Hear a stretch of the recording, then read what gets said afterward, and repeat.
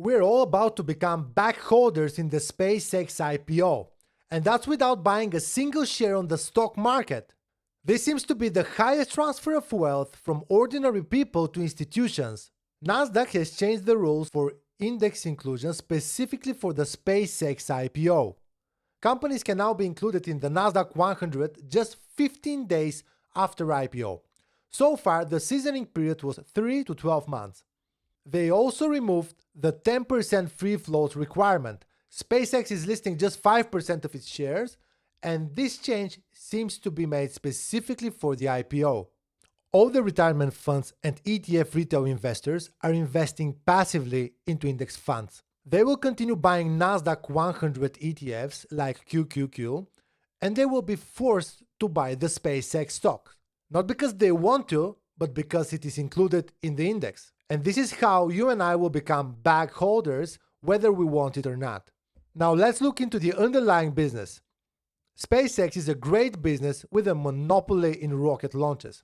It has Starlink, X, XAI, but will it grow as rapidly as Elon Musk promises? Goldman Sachs predicts that SpaceX revenue will grow to $474 billion in 2030. This sounds great for a rocket launch company, but do you know how much of that $474 billion is expected to be from rocket launching? Less than 2%. The predicted revenue split for 2030 is $322 billion from AI, $144 billion from Starlink, and $8.3 billion from the space business. But how is that 100x increase in AI revenue possible? They currently have 2 operational data centers, and one of them, closest one, is fully sold out to Anthropic and Google at a combined annualized value of around $26 billion.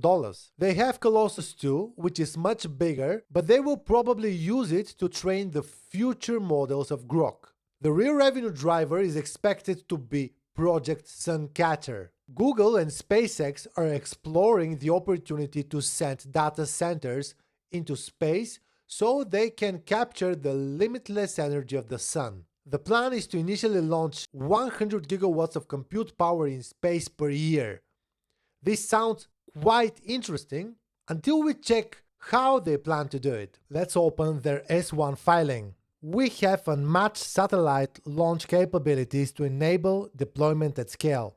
Our ability to launch mass at scale and low cost is our foundational competitive advantage. Deployment of 100 gigawatts per year via satellites carrying over 100 kilowatts of compute power per metric ton will require thousands of launches per year and the transport of approximately 1 million metric tons to orbit annually. The fully reusable nature of Starship positions us to be capable of launching this level of mass. Okay, so they would launch 100 gigawatts via satellites carrying 100 kilowatts. That would mean they need to launch 1 million satellites per year. If a Starship carries 100 satellites, this would mean the 100 gigawatts require 10,000 launches per year. That would mean once every 52 minutes. These are rough numbers, but it shows the scale of the moonshot here.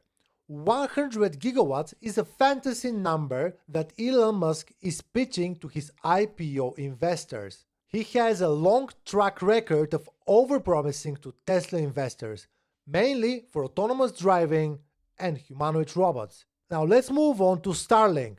Starlink is the only profitable business segment of SpaceX, accounting for 61% of their 2025 revenue and $4.5 billion operating profit. The operating margin of 39% seems quite impressive. According to Goldman Sachs, Starlink is supposed to reach $144 billion in revenue for 2030. That's a 12x increase, and if the operating margin stays the same, we can look into an operating income of $56 billion. If we compare this 12x increase to 100 gigawatts of compute power in space per year, it seems much more achievable, although it still requires perfect execution and no significant competitors. And that's the issue here.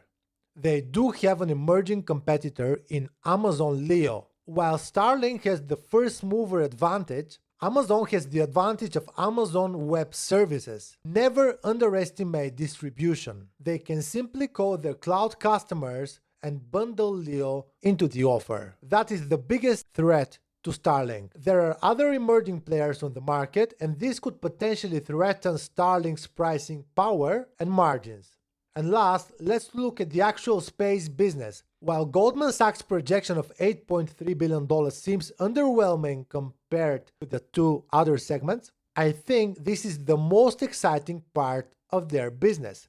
This is where their actual strategic advantage is. They are the dominant player in space launches, and they're using their advantage as a lever to dominate the other two high-margin businesses. Rocket launch is a business with high barriers to entry, and they hold a near monopoly mode there. Now, let's move on to an interview with Steve Eisman, where he was asked what he thinks of the SpaceX IPO. Well, let me address it. If you, again, look at the S1, the TAM, the total addressable market, is defined at $28.5 trillion. 85% of that TAM is in AI. So even if everything you say about SpaceX and Starlink is true, the entire company is being bet on AI in terms of its future, not on space and not on Starlink. Your bigger concern is that there's a lot of good news here, but you think it's already all been baked in to expectations at this point? Oh, it's more than baked in. I mean, the 28.5 trillion TAM is almost as big as the entire GDP of the United States of America. I mean, what I love about the S1 is that it reads like a science fiction novel. It really does. Apparently, Steve has similar concerns to mine. It seems that we're being sold an AI company under the cover of a space company. Steve Eisman was also asked for his opinion on whether or not SpaceX will merge with Tesla. Do you expect him to buy Tesla? I'm expecting that he's going to use the stock price, perhaps, of SpaceX to buy Tesla and create sort of one giant company called X. I wouldn't doubt it. I think if I was a shareholder of SpaceX, that'd be the last thing in the world I'd want him to do. But I'm sure he's going to do it. I mean, if you look at Tesla, the earnings have gone straight down for the last 4 years. Every single year that they have gone down. The EV business is just not that great a business. It's also a capital-intensive business that's highly competitive. You know, China produces EVs much cheaper than Tesla does. I'm not sure how bad this merger would be, as both companies seem quite overvalued. In a similar fashion to the 100 gigawatts of space compute, Tesla investors were promised autonomous vehicles and humanoid robots. What's sure is this potential merger would attract a wave of forced ETF investments. But SpaceX is not the only hyped space company at the moment. In this video right here, I look into the financial metrics of SpaceX, and I also break down 3 market narratives that are pumping money into unprofitable companies. It is the truth about nuclear, quantum, and space stocks. I'll see you there.